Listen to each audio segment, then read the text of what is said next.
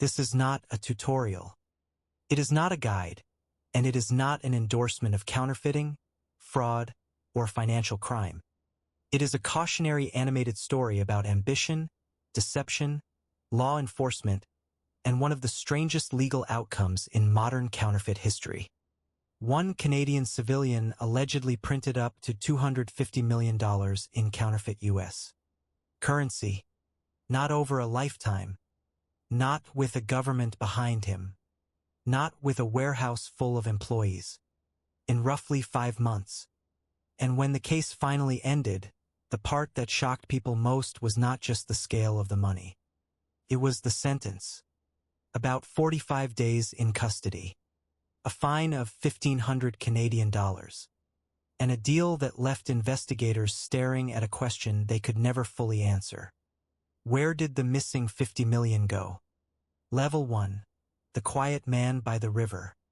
In 2009, Frank was living in Trois-Rivières, Quebec, a city along the St. Lawrence River. He was in his early 40s, quiet, routine, and ordinary-looking in the way dangerous people sometimes are before anyone knows they are dangerous. To neighbors, he was not a financial criminal. He ran a small auto parts business. He kept a steady schedule. He had a longtime girlfriend who worked as a teacher. Their life looked normal from the outside. But his past was not perfectly clean. There had been stolen cars, small smuggling, the kind of criminal history that suggested he understood risk, but not the kind that would make anyone imagine him as the center of a $250 million counterfeit case. That is what makes the beginning of this story so strange. There was no cinematic gang, no underground laboratory full of specialists, no international syndicate handing him orders. Just one man staring at a $20 bill long enough to stop seeing money and start seeing a technical problem. Level 2. The paper problem. Most people look at a banknote and notice the number printed on it. Frank noticed the material. He understood something that separates amateur counterfeiters from serious ones. The hardest part is not simply making something that looks right from across a counter. The hard part is making it feel right in a cashier's hand. Ink can be copied badly or carefully. Images can be scanned, redrawn, or imitated. Serial numbers can be varied. But the paper is the first physical lie detector. Real currency paper has a texture that ordinary office paper does not have. It bends differently. It makes a different sound. It carries a different kind of stiffness and softness at the same time. A cashier may not understand why something feels wrong, but fingers are often faster than conscious suspicion. Frank realized that if the paper failed, everything failed. So before he thought about printing, distribution, or profit, he focused on the one barrier most counterfeiters never truly beat. He needed paper convincing enough to survive human touch. Level 3. The supplier. Frank began contacting specialized paper manufacturers overseas. Not because he could buy real currency paper. He could not. Instead, he looked for companies that already produced high-end security paper for certificates, legal documents, awards, and financial-looking materials. He built a cover story.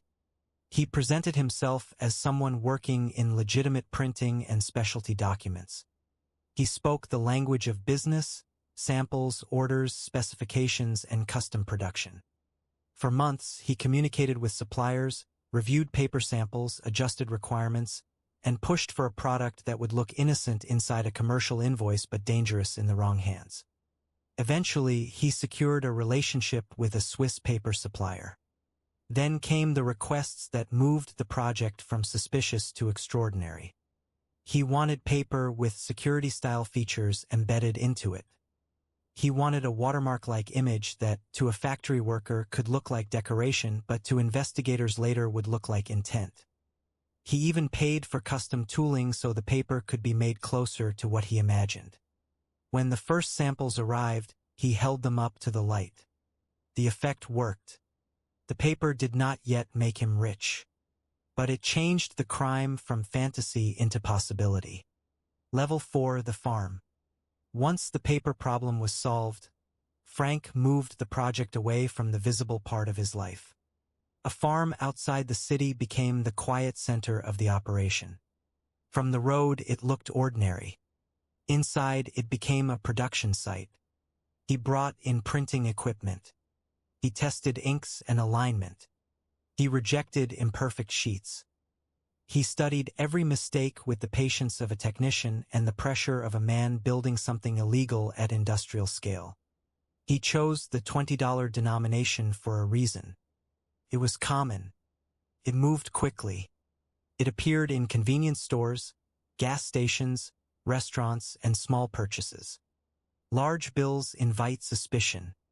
Small bills disappear into routine. That was the psychology of the plan. The perfect counterfeit is not the one that amazes experts under a microscope. It is the one nobody thinks to check. As the presses ran, the numbers became unreal.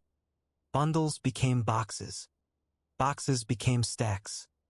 Stacks became an amount of fake currency so large that even investigators later struggled to speak about it like something one person could have produced. Up to $250 million. And for a while, nobody outside the network knew. Level 5, the wholesale network. Printing was only half the danger. The real risk was circulation. Most counterfeiters are caught because they get greedy at the wrong moment. They spend the notes themselves. They trust the wrong person. They stand too close to the point of sale. Frank tried to avoid that. He did not want to be the man using fake 20s at a store counter. He wanted to be the wholesaler behind the wholesalers. So he sold the counterfeit bills at a discount to intermediaries, who then passed them further down the chain. The farther the bills traveled, the less anyone knew about the source. No buyer saw the whole inventory. No middleman knew the full operation. No street-level passer understood where the notes were born. On paper, that structure looked smart. In reality, it created a new weakness. Every person added to the chain was another possible informant. Every deal created another memory. Every layer of protection also became another layer that police could peel back. The operation was not exposed by the printing press. It was exposed by people. Level 6, the undercover buyer. The weak point came through a middleman named Eric. Eric had a reputation in another corner of the criminal world. He dealt in stolen heavy equipment and construction machinery, and for a long time, one of his trusted customers was not who he seemed to be. That customer was an undercover officer with the Royal Canadian Mounted Police.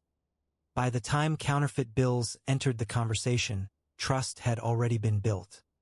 So when Eric heard about high-quality counterfeit 20s moving through the underworld, he mentioned them to a man he believed was a reliable buyer. The undercover officer showed interest. A first small transaction was arranged. The notes were examined. The quality was serious enough to trigger alarm. A second transaction followed. From there, investigators began climbing the chain.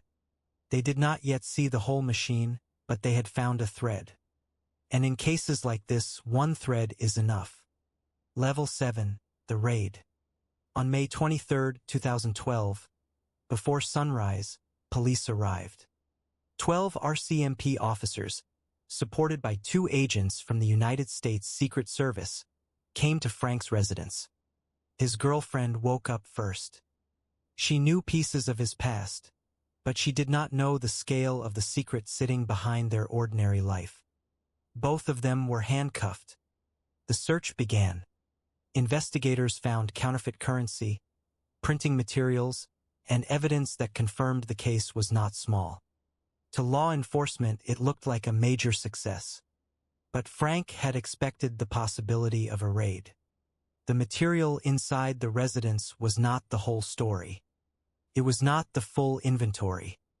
It was not the heart of the operation. The largest stockpile had already been moved. Inside the interrogation room, Frank calculated the situation with the coldness that had defined the entire crime. If he were prosecuted only in Canada, the sentence might be painful but survivable. But then the American agents entered the picture. That changed everything. Because counterfeit U.S. currency is not merely a Canadian case. It touches the financial system of the United States. And the Americans wanted him. If extradited, he could face decades in U.S. federal prison. Suddenly, the crime was no longer a business risk. It was a lifetime risk. Level 8, the bargain. Frank appeared trapped. But he still had one thing investigators wanted more than his confession. The money. Not the money he had earned. The counterfeit inventory that had not yet entered circulation. By late 2013, prosecutors were preparing a sentence that would have put him away for years. His lawyer urged him to consider it. Frank refused. Then, outside court, he revealed the card he had been holding back. He claimed he still controlled approximately $200 million in counterfeit bills, along with the equipment needed to make more. For investigators, this transformed the case. Punishing Frank mattered. But preventing $200 million in high-quality counterfeit currency from spreading through the economy mattered more. That was the leverage. A deal was reached. He would surrender the remaining counterfeit inventory and equipment. In return, prosecutors accepted the time he had already served as the full sentence. The extradition threat was withdrawn. His girlfriend's property was protected from seizure. American agents were reportedly furious, but the agreement belonged to the Canadian legal process. On January 31, 2014, Frank led investigators to a parking lot. A truck was opened. Inside were stacks and stacks of counterfeit bills. From floor to ceiling, the evidence sat there like a physical version of disbelief. Roughly $200 million. But when investigators traced the paper orders and calculated the likely total production, they reached a larger number. Up to $250 million. That meant approximately $50 million remained unaccounted for. Maybe it had already moved through the network. Maybe it had been hidden. Maybe it was destroyed. Maybe someone still knew where it was. But the agreement was already signed. The leverage had worked. And the case ended with a sentence that sounded impossible next to the scale of the crime. About 45 days. A 1,500 Canadian dollar fine. And one of the most unusual counterfeit outcomes in modern history. Final reflection. The strange thing about this story is that Frank's most powerful invention was not the counterfeit bill. It was the bargaining position. He created a problem so large that solving the problem became more important than maximizing his punishment. That does not make him a genius worth admiring. It makes the story more disturbing. Because most people imagine justice as a straight line. Crime, arrest, conviction, punishment. But real systems are often more complicated. Evidence has limits. Jurisdiction matters. Public safety can outweigh revenge. A criminal can sometimes hold the very thing the government needs most. Frank did not escape because the crime was small. He escaped a long sentence because the crime was too large to ignore. He had turned counterfeit money into a hostage. And by surrendering most of it, he bought back the one thing no amount of fake currency was supposed to purchase. His freedom. That is the real lesson. Not how to print money. Not how to beat the law. Not how to admire a criminal.